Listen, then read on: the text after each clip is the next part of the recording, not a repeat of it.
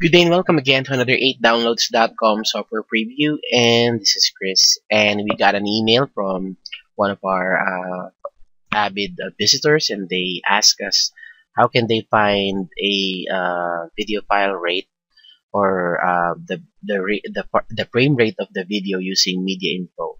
So right now, what we're going to do is we'll do a simple tutorial. But first, if you don't have Media Info yet, you just go ahead and go to 8downloads.com/media info and click the download now button. Now this time, I have here the Media Info, and I'm going to open a video file, and let's find the frame rate of that video file. Okay.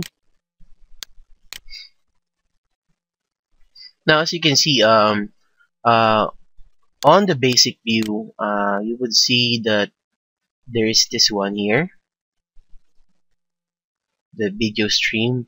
So I suggest you either view it on a 3 view and then go under the video, and you would see the bitrate here, and of course the frame rate, which is 29.970 FPS, and of course you will see that the frame rate mode is constant. So that's how you see it. If you go to text, which is a better view, you just go under the video section here, and you would see everything that you might need to know. Frame rate mode, and of course the frame rate.